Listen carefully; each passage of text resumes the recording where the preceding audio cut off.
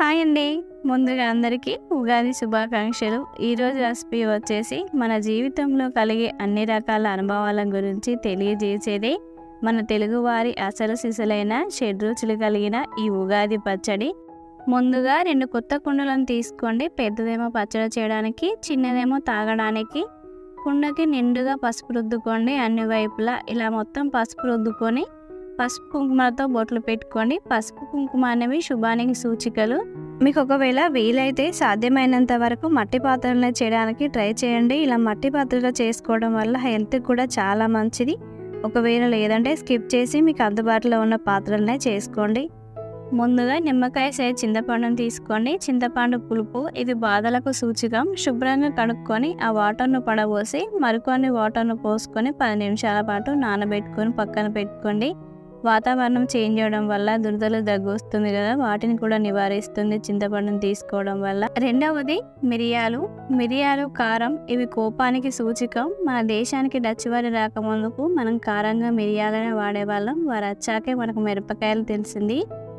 ఇలా వీటిని ఒక 10 లేదా 15 తీసుకొని పొడిలాగా చేసుకోవాలి. ఒకవేళ మీ దగ్గర మిరియాల పొడి ఉంటే దాన్నైనా వేసుకోవచ్చు. మూడవది వేప పువ్వు. ఇది చేదుకు సూచికం. మనకొచ్చే కష్టాలను సంతోషంగా దాటాలని పువ్వును మాత్రమే తీసుకొని శుభ్రంగా కడిగి పక్కన పెట్టుకోండి. నాలుగవది వగరు. మామిడికాయలు చిన్నవే తీసుకోవాలి. పెద్దవి తీసుకుంటే పులుపు వస్తుంది, వగరుగా ఉండవు. వగరు ఆశ్చర్యానికి సూచికంగా తీసుకుంటాము. మామిడికాయ ముక్కల్ని ఇలా చేసుకొని తీసుకోవడం వల్ల రోగనిరోధక శక్తిని పెంపొందిస్తుంది. ఇలా కట్ చేసుకొని పక్కన పెట్టుకోండి.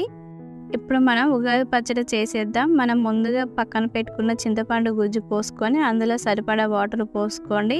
ఐదవది సాల్ట్. దీన్ని మనం భయానికి సూచికంగా తీసుకుంటాము. వేప పువ్వు, దంచి పెట్టుకున్న మిరియాల పొడి, తురుముకున్న బెల్లాన్ని వేసుకోవాలి. బెల్లం తీపికి, ఇది సుఖాలకు గుర్తుగా తీసుకుంటాం మనము.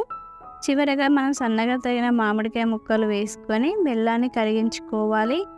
ఇలా అన్నిటినీ కలగలిపి తీసుకోవడం వల్ల మన జీవితంలో జరిగే కష్ట సుఖాలు, భయాలు అన్నిటినీ ఒకే రకంగా ఆస్వాదించాలనేదే ఈ ఉగాది పచ్చడి యొక్క సారాంశం.